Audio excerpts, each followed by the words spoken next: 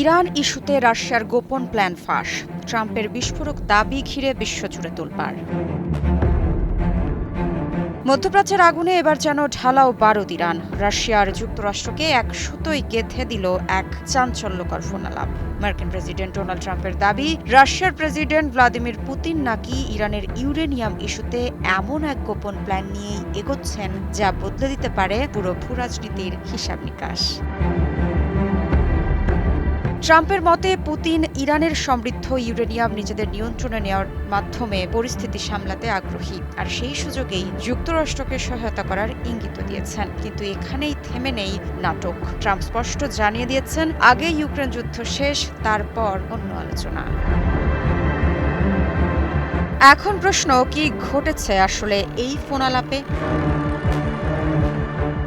Oval অফিসে এক সাক্ষাৎকারে ট্রাম্প দাবি করেন, রাশিয়ার প্রেসিডেন্ট ভ্লাদিমির পুতিনের সঙ্গে তার ফোনালাপ ছিল খুবই ফলপ্রসূ। সেখানে উঠে এসেছে ইরানের ইউরেনিয়াম মজুদ, পারমাণবিক উচ্চাকাঙ্ক্ষা এবং ইউক্রেন যুদ্ধ, সবকিছু এক সূত্রে।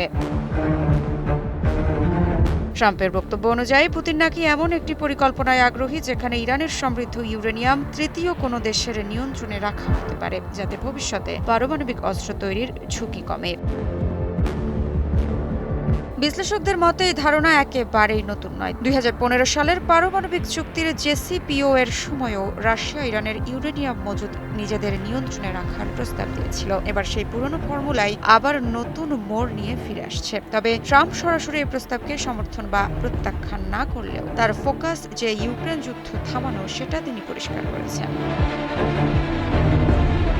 রাজনৈতিক বিশ্লেষকের মতে এখানে মূল খেলাটা আরও বড়। একদিকে ইরানের পারমাণবিক ইস্যু নিয়ন্ত্রণ, অন্যদিকে ইউক্রেন যুদ্ধ শেষ করার চাপ, দুই ফ্রন্টকে একসাথে ম্যানেজ করার কৌশল হিসেবেই দেখা হচ্ছে এই ফোনালাপকে। তবে ট্রাম্পের দাবি, যারা বাধা দিয়েছে তাদের কারণে আগেই চুক্তি হয়নি, এমনও ইঙ্গিত দেন তিনি। এখন প্রশ্ন একটাই, এই গোপন প্ল্যান কি সত্যিই নতুন কোনো কূটনৈতিক সমীকরণের শুরু, নাকি এটি শুধু রাজনৈতিক বক্তব্যের আরেকটি বড় নাটক? বিশ্ব এখন তাকিয়ে মস্কো, ওয়াশিংটন আর তেহরানের পরবর্তী চালের দিকে।